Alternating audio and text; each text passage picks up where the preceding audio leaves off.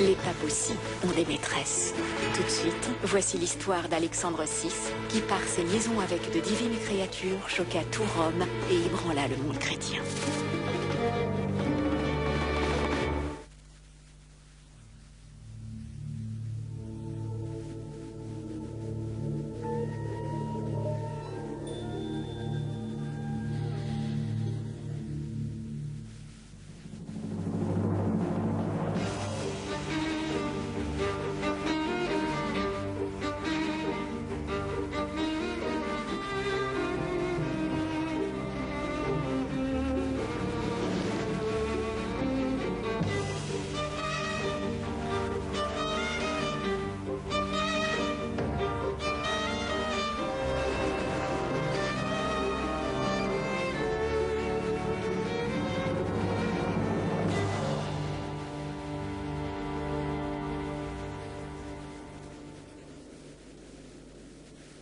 Saint-Pierre de Rome est l'un des grands lieux saints de l'Église catholique. Seul le pape et quelques cardinaux ont le droit de célébrer la messe pour les fidèles au cœur de la basilique. Cette statue se trouve près de l'autel central, dans une chapelle interdite aux visiteurs. Les secrets du Vatican se drapent de silence.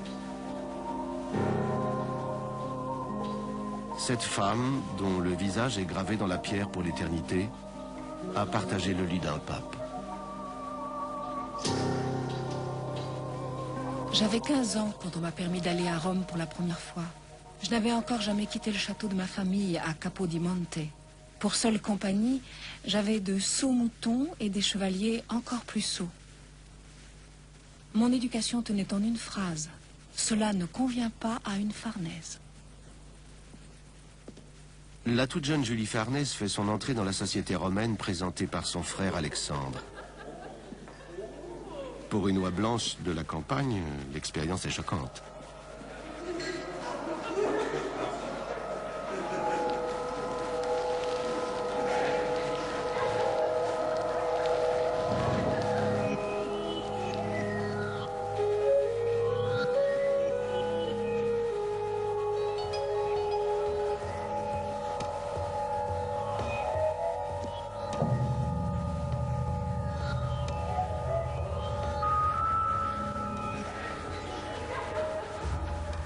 Mes premiers pas dans le grand monde m'ont justement conduite à un festin chez un noble dont la célèbre débauche faisait tant jaser.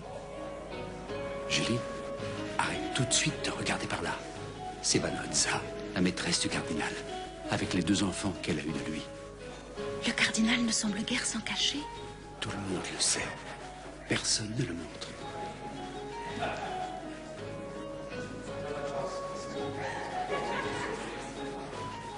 Rodrigo Borgia était un riche propriétaire terrien de Catalogne et un cardinal de la Sainte Église catholique à Rome.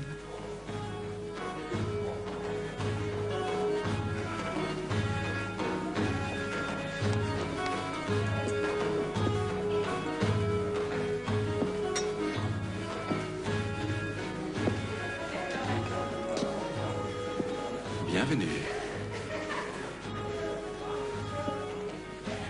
Mais c'est un péché. Oui, où serait sinon le plaisir?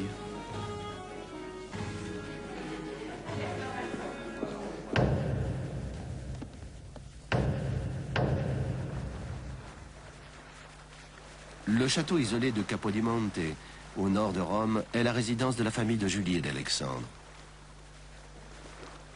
Les Farnèses appartiennent à la vieille aristocratie terrienne et respectent encore les mœurs rustiques du Moyen-Âge.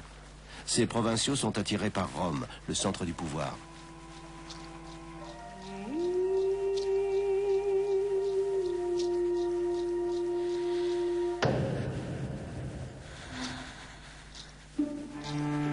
Pour sa famille, la belle Julie est purement et simplement une monnaie d'échange que l'on peut utiliser contre un autre bien précieux.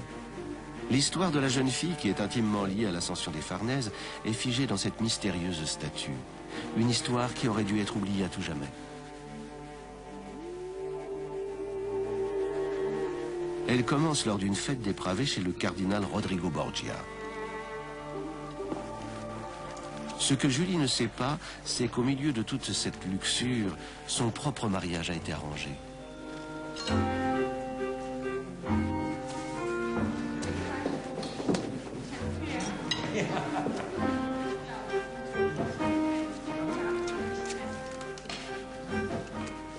La réputation de Rodrigo Borgia était même parvenue jusqu'au château de Capodimonte. On le disait l'homme le plus riche de Rome, plus puissant encore que le pape.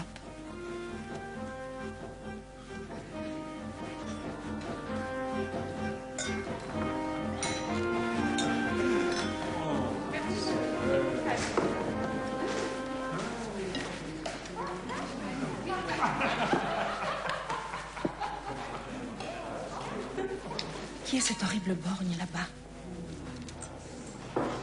Lui? Comment ose-t-il se montrer si familier? Sérieusement, voulez-vous dire que vous ne connaissez pas votre futur époux, belle Julie?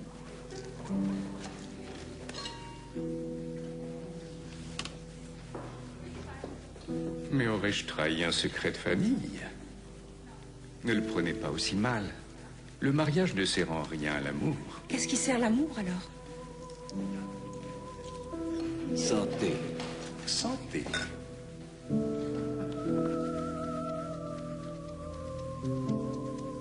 Il existait une dénomination célèbre, Roma Caput Mundi, qui veut dire Rome, capitale du monde. Mais vers 1500, on lui préfère une expression plus caustique, Roma Caude Mundi, qui signifie Rome, la queue du monde.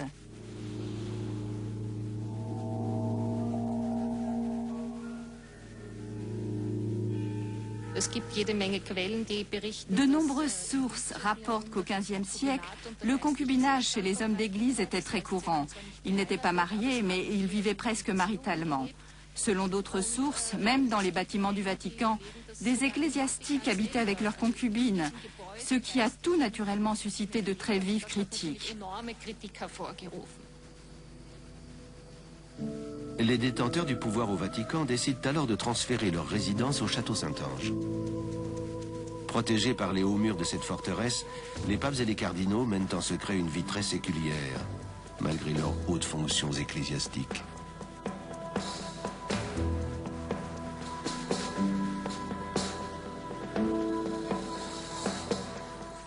La tiare, ou la couronne pontificale, et des tableaux provocants ornent côte à côte les luxueux appartements du pape.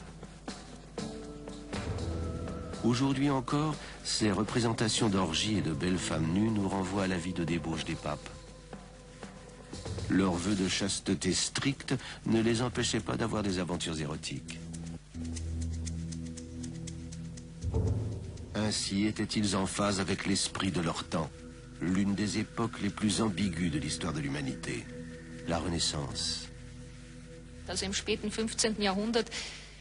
Vers la fin du XVe siècle, on passe de la société du Moyen-Âge à celle de la Renaissance, qui est plus ouverte sur le monde.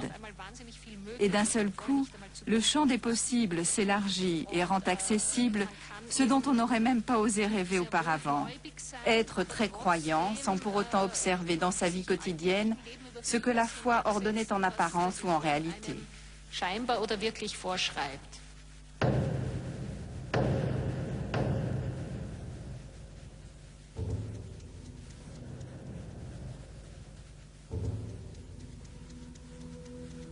À la Renaissance, les passions effrénées se heurtent à un style de vie hautement raffiné. Les arts atteignent leur apogée. À travers la redécouverte de l'Antiquité, on goûte pleinement au plaisir. Et dans le même temps, les familles de la noblesse s'entretuent dans l'ivresse du désir de devenir les nouveaux Césars. C'est une époque écartelée entre l'amour et la violence, la lumière et l'ombre.